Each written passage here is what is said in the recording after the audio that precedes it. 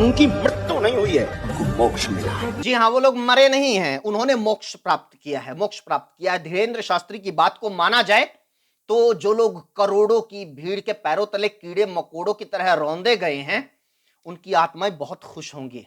जिन लोगों ने अपने परिवारजनों को खोया है, धीरेन्द्र शास्त्री की माने तो वो लोग जश्न में डूबे होंगे। भूल जाइए उनके आंसुओं को, उनके दर्द को। एक आध जो मीडिया वाला यूट्यूबर दिखा रहा है ना, ये सब झूठ है धीरेन्द्र शास्त्री की माने तो।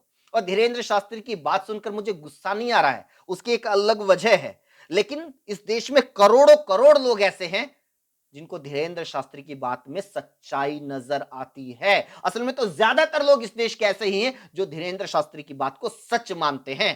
मुझे गुस्सा पता है क्यों नहीं आ रहा उनकी बात से, क्योंकि वो इस देश की सच्चाई बता रहे हैं। वो बता रहे हैं कि ये देश भगवान भरोसे चल रहा है। अगर आपको लगता है कि इस देश में कोई प्रशासन है, सरकार है, कोई व्यवस्था है, कोई सिस्टम है, तो आप भूल कर रहे हैं। वो बता रहे हैं कि आज ये मरे हैं कीड़े मकोड़ों की तरह, कल को आपका नंबर भी आएगा, तैयार रहिए, मेंटली प्रिपेयर कर रहे हैं वो आपको।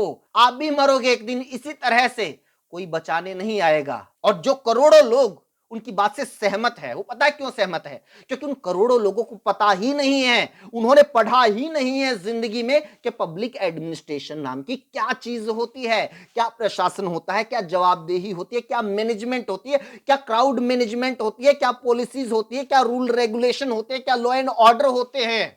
आप कितनी भीड़ को बुला रहे हैं, कितना आपके पास एरिया है, उस भीड़ को काबू करने के लिए कितना आपके पास पुलिस प्रशासन है, कितने वॉलेंटियर हैं, कितने सेगमेंट्स हैं। वहां पर इतनी भीड़ होगी तो उसको कैसे रोका जाएगा, जाम से कैसे बचाया जाएगा, धक्का मुक्की या भगदड़ से कैसे बचाया जाएगा, ये तमाम चीजें लिखित में होती हैं, नियम होते हैं। अगर कोई सरकार, कोई प्रशासन ऐसा नहीं कर पाता है तो वो सजा का भागी है। लेकिन हमारे देश में ऐसा नहीं होता है। हमारे देश में सजा का भागी वो होता है जो किसी भीड़ का हिस्सा बनता है या जो गरीब होता है, जिसकी कोई सुनवाई नहीं होती है।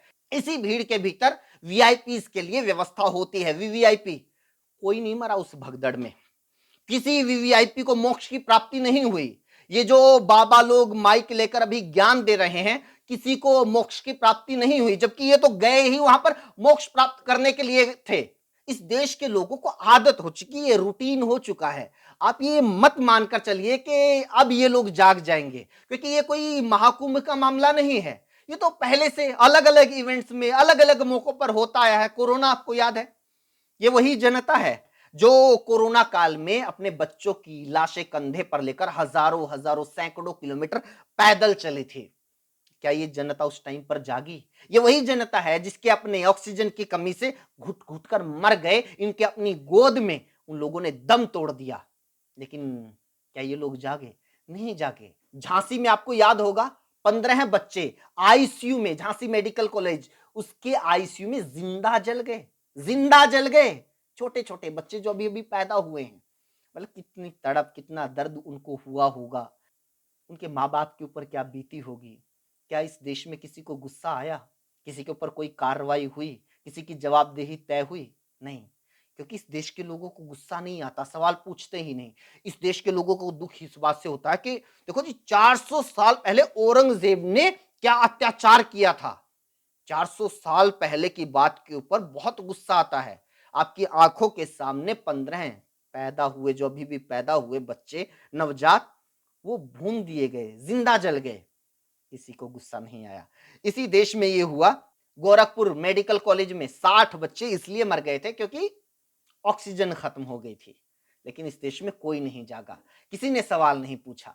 दिल्ली के कोचिंग सेंटर में बच्चे डूब कर मर गए थे, 3 बच्चे डूब कर मर गए थे। क्या उसके बाद किसी तरह व्यवस्थाओं को लेकर बहस हुई? किसी के ऊपर कोई कार्रवाई हुई? किसी की जवाबदेही तय हुई?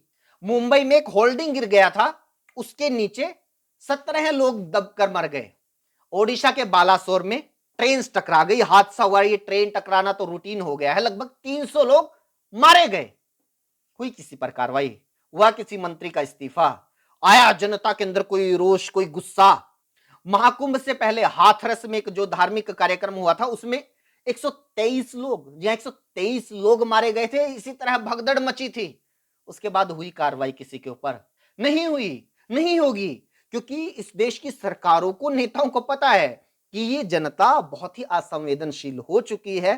1-2 दिन थोड़ी बहुत चर्चा करती है किसी घटना के बारे में, उस दौरान आप चुप हो जाओ, उस दौरान शांति खींच लो, थोड़े दिन के बाद लोग अपने आप भूल जाएँगे और फिर अपने आप को तैयार करेंगे किसी और हादसे में मरने के लिए। ये हमारी आदत हो चुकी है। हम वो लोग हैं जो दुनिया में सबसे ज़्यादा टैक्स देते हैं। 50-50 तरह के टैक्स देते हैं हम सरकार को। क्यों?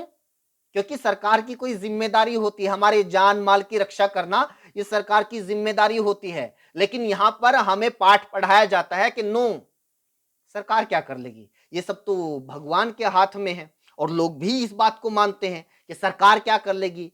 ये सब तो भगवान के हाथ में है। इस देश में हादसों के लिए सरकारें ज़िम्मेदार नहीं होती महेंद्र। इस देश में लोग भगवान को मानने वाले रहते हैं।